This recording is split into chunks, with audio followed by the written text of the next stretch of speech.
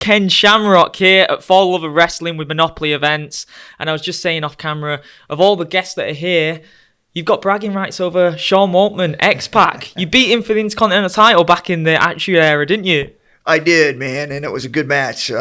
Sean's a great guy, man. We had a lot of great memories. We've traveled quite a bit together, and yeah, just a real good guy. It was really cool to see him here. It's fun to come to these because you see all these guys that you had worked with, and you get to kick back and, you know, kind of talk about stories and things that had happened. So it's been a great time. It must be amazing interacting with the fans as well, because they come and tell you some of their favourite moments that maybe you've not thought about in a long time. You've not thought about these specific moments that they've mentioned. Is there any that stand out, any interactions with fans that stand out from today and yesterday? Well, yeah, there's a few of them that come in and basically said they've been waiting a long time to meet me. And, you know, when you hear things like that, you just don't understand how much it means for us to come here and actually meet these fans and really fulfill some of their dreams. And it's just shaking hands and talking to them. And, you know, because they've been waiting a long time, they see you on TV and they get an opportunity to actually meet us. And that's big, man. So it's real special to me to be able to fulfill some of those dreams.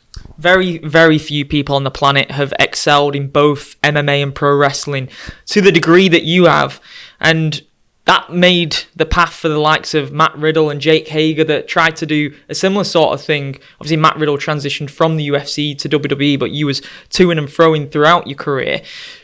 That stiff style that you brought to WWE, obviously, it was very safe, but did that prove intimidating for your opponents? Did you ever have opponents that were maybe a bit cautious of stepping into the ring with you? I'm sure that there was some caution. I never heard it. But, I mean, it's only natural where you get guys that come from, like, football or boxing or what I did with MMA, and you go into the pro wrestling arena, which is completely different. Very physical in its own right, but it's just different, right?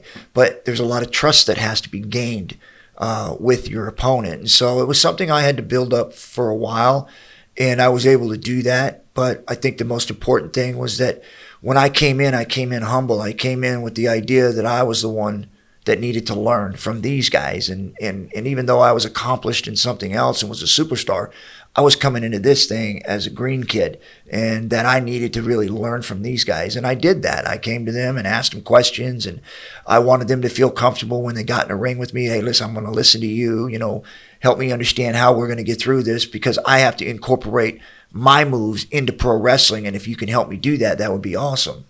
I'm working with the likes of The Rock and Stone Cold, even before they got to the level where they're at today in terms of their fame and the legacy. How was that? And just the roster was so stacked, so you're no short of inspiration from guys around you to constantly and consistently level up like you did. Yeah, it was awesome. I mean, the roster was loaded. I mean, from top to bottom, we had superstars, and it was awesome to be in that time, because it wasn't like everything was relying on you or at least one or two matches, man. It was from the top down. Everybody had their responsibilities, and everybody lived up to it. And so it was really a great time for wrestling. In terms of the chemistry that you had with specific wrestlers, who were the guys that you felt leveled you up in there, and that you just got each other when you got in the ring with each other? Well, I would have to say right off the bat, The Rock. I mean, we had great chemistry right from the get-go. We had great matches. Obviously, I think that was the pivotal point for him to really take off and do what he was doing. I had already pretty much had done what I was going to do in my professional career, and this was something that I was doing on the side for fun. And unfortunately for me, it became a career and something that I really enjoyed. So being able to work with The Rock and guys like Stone Cold Steve Austin and Bret Hart, being able to ref that WrestleMania 13 match, which in my opinion, and again, I'm a little biased, but I think in most people's minds, one of the greatest matches ever that we've ever seen. So to be a part of that was just really awesome. But I had, like I said, had chemistry with a lot of guys. I was able to go in for a first or second time with them and really have good matches. And it just felt natural for me. You know, once I got in there and I started getting comfortable, it all just came. And obviously, when people think of Ken Shamrock and The Rock, everyone thinks of that steel chair shot. And I know you said that didn't even hurt because it hit you square on the forehead, which you said, and it's probably widely known, I still would have cried like a baby. It's the hardest bit of your head and one of the hardest bits on your body, so you didn't feel any pain. I know you've said that in terms of injuries and pain, the wrestling schedule's a lot more vigorous on the body because of the schedule compared to MMA. Just the soreness that you get constantly, because like I said, you're working a lot more than you are when you're in MMA. Obviously, you're still training in MMA, but it's all controlled sparring. It's controlled grappling. So you're going in there and you're working hard and all that, and you're still sore and stuff, but it's not actually going in and performing at a level like the WWF and getting slammed and kicked and punched and hit with chairs and sticks and you name it. 4 or 5 times a week for 6 months, and then you get a couple months off, or not even a couple months, a couple weeks off. Then you got to go back out and do it again on a tour. So it was just one of those constant things over 3 years, man. It was brutal, man. I mean, it was tough on the body to continue to keep doing that, especially if you're one of the top guys, because you're not getting any time off. You're on every show, and that was me. Fortunately, I was right in the mix right out of the get-go to really be a part of everything that was going on. But at the same time, a lot of punishment came with that, and that's like when you look at guys like The Undertaker, Stone Cold Steve Austin, Bret Hart. You imagine how much damage their bodies have been taking over 10, 15, 20, 30 years of doing this kind of stuff over and over again every year. And the fact as well that you broke your neck at a young age as well and still went on to have the career that you had in both MMA and pro wrestling. That is massively inspirational and commendable, because it wasn't the MMA that we know today as well. It was pretty much no rules. It was like Vale Tudo rules, essentially. 3 or 4 times in one night. I mean, like now they do it one time, they fight once, and then maybe they fight 6, maybe 8 months later, they may fight again. We were fighting, 7, 8, 9 times a month.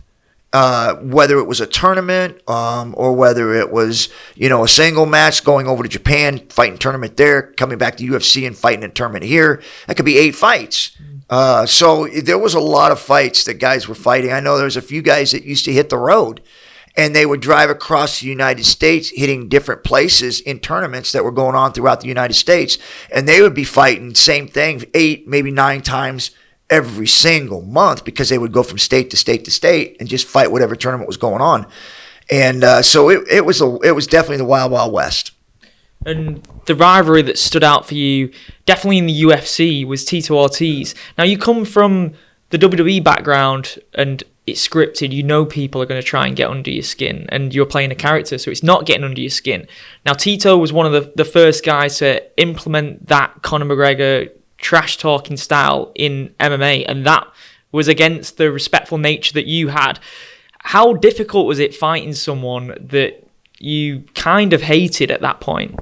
Yeah, I think the most difficult part was knowing my limitations, because the frustrating part for me was that I always had the ability to talk to smack, and then I could go in like Royce Gracie, Dan Severn, Chemo, those guys, and I went in, we had our rivalries, and I'd go in there and be able to put my best foot forward and do well. Problem with Tito was I was my late 40s, and he was in his prime. So, and he was, in my opinion, pound for pound, the best fighter in the world at that time. So it was rough, because I knew what my capabilities used to be, but they weren't then. And so that was the frustrating part of what people would call a rivalry. I don't think it much of a rivalry, because I lost 3 of them, but it was the idea that I just felt like, man, if I could have just been 10 years younger, and unfortunately, this is not how it works, man. You got what you got. And so I remember those matches, and it was, I believe, a huge reason why UFC is still around today. 100%. It was one of those rivalries. You said you didn't want to call it a rivalry. It 100% was. They did the Bad Blood trilogy. They did the little documentary on you. The Ultimate Fighter season 3 was built around your guys' rivalry. So, yeah, when you look at your career in both professional wrestling and MMA, what are the 2 performances in both art forms that stand out for you, where you felt you were at the peak of your powers and you were extremely proud of yourself? Yeah, I would say probably King of the Ring, the match with The Rock. I was definitely feeling really good on that one, and I felt like that was a pole vault for me to move up. Unfortunately, it didn't. And I would have to say, in fighting, it's got to be, choking Dan Severn out to actually capture the first ever what they would call single fight belt, which is what they do today. No more tournaments. It was the first time they actually did a title bout. and I won that one. And I would say the other one was when I went with Royce Gracie. We went 36 minutes, so-called draw, where I beat the tar out of him, which was really the first time anybody ever saw one of the Gracies get dismantled. Now, I know every fighter finds it difficult walking away from what they love. Now, for you, it wasn't about winning or losing later in your career. You just loved to compete. You just loved to fight. Having to walk away from it after the Kimbo fight and the Royce Gracie fight, I mean, you could clearly see the low blow in the Royce Gracie fight. So that must have been, it must have been a tough time, man, to walk away from something that you love so much. Well, it was, and I felt like the fans got robbed of seeing an actual finish to the Ken Shamrock and Royce Gracie trilogy, because there was so much built on the UFC with that fight between me and Royce, that whole genre in the earlier days of the UFC and becoming recognized as a legit event. It was Royce Gracie and Ken Shamrock, and we had an opportunity to really kind of close the book on who was actually the best. And unfortunately, when that low blow happened, they never gave the rematch. And I kept asking them why, and they just never responded. Yeah, it was a massive shame because, like you said, when you see it on the replay, it's clear as day. There's nothing else you could have done.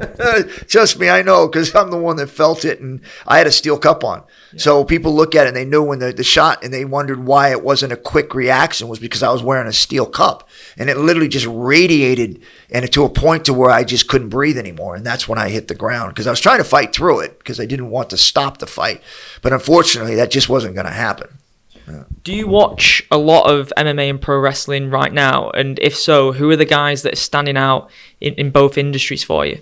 Yeah, I mean, again, it's not that I don't pay attention, because I do, but I don't focus on any one thing. I just kind of focus on the actual companies themselves and how they're doing, because I'm starting my own promotion with True Bare Knuckle. Yeah. And so we're really pushing on that. So I look at the industry and the buy rates and the fan base and how things are going and what they're seeing and what they're liking. So that when I'm doing these events, that I'm filling my brain with information that's going to help the True Bare Knuckle succeed. 100%. Bare Knuckle is massively on the rise, isn't it? There's so much potential for it, and I know fans over here in England are absolutely loving that sport and want to see it. Could you bring your promotion over to England at some point? Yeah, we've already talked a little bit, and even to some of the guys that are involved with this monopoly organization, possibly using some of their venues. So, yeah, we're definitely looking. We're in a really good position right now. We've got some partners involved that are excited about our vision and where we're going. And so we're really looking to do Florida and build our brand there for our next 3 fights. But after that, we're looking to go international. Final one, in terms of fighters following your footsteps in transitioning to WWE, Conor McGregor just makes total sense, doesn't he? He has the gift of the gab. He's a physical guy. Could you see that happening at some point? Oh, absolutely. I mean, that's the whole thing about pro wrestling. One, you have to be physically fit, and you got to have some mental toughness. And second, you got to have character, lots of it. And, Conor fits all that. But it's a lot of training, isn't it, man? It's something that you just can't just walk into. He's going to have to commit his life to that, isn't he? Well, I think to a point. I think some guys come in natural. Like me, it was pretty natural. I mean, I came in and was able to really cling to it pretty quickly. But I think Conor, it depends. I mean, like I said, you won't know until he actually steps in and starts to do it. He may be a natural. Amazing. Well, it's been a pleasure speaking to you. I could speak all day about your career, MMA and pro wrestling. I know you've got a ton of fans that want to come and meet you for the rest of the day. Final few hours now on Sunday. So just enjoy the rest of your time in Manchester and look forward to seeing you soon. Yeah, Thanks so much, man. Thank you. Thank you very much.